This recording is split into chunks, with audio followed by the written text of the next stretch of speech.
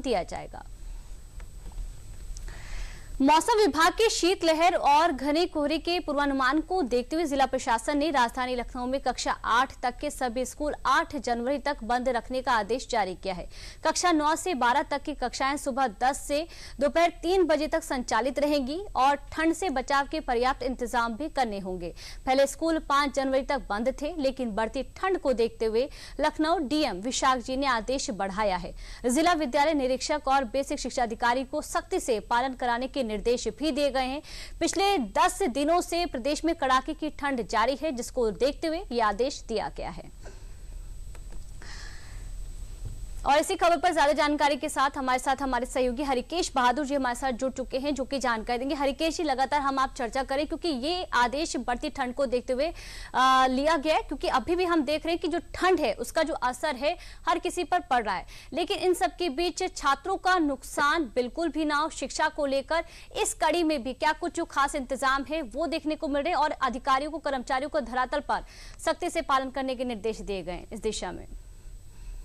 देखिए पूजा, ये जो असर है ठंड का, ये चूंकि पहाड़ों में बर्फबारी हो रही है और इसका असर मैदानों पे होता ही होता है, तो ये मौसम वैज्ञानिक हैं, उन लोगों ने बताया है कि ये ठंड लगभग 3-4 दिन और चलेगी।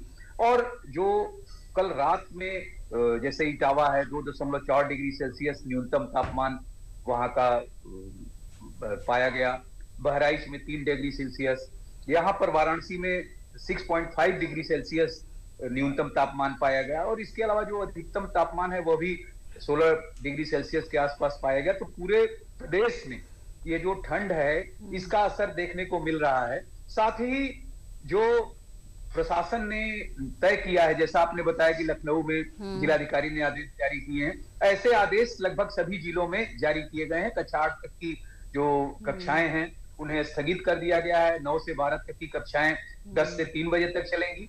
क्योंकि बोर्ड की परीक्षाएं होती हैं, ऐसे में प्रशासन ने यह सुनिश्चित किया है कि छात्र छात्राओं का कोई नुकसान न हो। इसको देखते हुए उन लोगों ने ऐसी व्यवस्था दी है। कुछ स्कूल ऑनलाइन मोड में भी कक्षाएं चला रहे हैं, जिससे कि बच्चों का नुकसान न हो शिक्षा के क्षेत्र में। इसके अलावा जो ठंड है, चूंकि 9 से 12 किलोमीटर प्रति घंटे की रफ्तार से जो पश्चिमी हवाएं हैं, जिसको पछुआ कहते हैं, वो हवाएं चल रही हैं, जिससे कि सुबह और शाम गलन की स्थिति रहेगी और ये लगातार 4-5 दिनों तक चलेगी। इसके अलावा दृश्यता, जो कोहरे के कारण दृश्यता है, वो लगभग 100 मीटर की मानी जा रही है। और गोरखपुर परिक्षेत्र में पूरे येलो अलर्ट जो है जारी किया गया है इस दृश्यता को देखते हुए। तो ये कोहरा पूरे प्रदेश में लगभग सभी जिलों में है और इसका असर यातायात पर पड़ रहा है। जैसे जो रेल सेवाएं हैं वो बाधित हो रही हैं, कई अच्छी ट्रेनें भी, जैसे राजधानी है डिब्रूगढ़, वो 3 घंटे जो और ट्रेनें हैं वो लेट हो रही हैं। कई विमान जो है वो उड़ान देर से भर रहे हैं, कुछ विमान सेवाएं निरस्त भी कर दी गई हैं। तो इसका पूरा असर जो है, जो ये ठंड है, जो कोहरा है, इसका पूरा असर प्रदेश पर पड़ रहा है और देखने में इसका जो यातायात पर प्रभाव पड़ रहा है वो भी दिखाई दे रहा है। क्योंकि जल यातायात की बात करें, काशी में नौका चलती है, उस पर भी जल यातायात विभाग ने रोक लगा रखी है कि छोटी नौकाएं न चलाई जाएं गंगा में, क्योंकि दृश्यता कम होने की वजह, जहां पानी होता है, जल जमा होता है, वहां पे चूंकि कोहरा और ज्यादा सघन हो जाता है, दृश्यता कम हो जाती है। ऐसी स्थिति में जो नावों के टकराने की स्थिति होगी तो इस पर भी रोक लगा दिया गया है और छोटी नावों के पर रोक लगाई गई है। पूजा, हरिकेश जी, बहुत बहुत शुक्रिया तमाम जानकारी के लिए। तो यहाँ वक्त तो चला एक छोटे से ब्रेक का।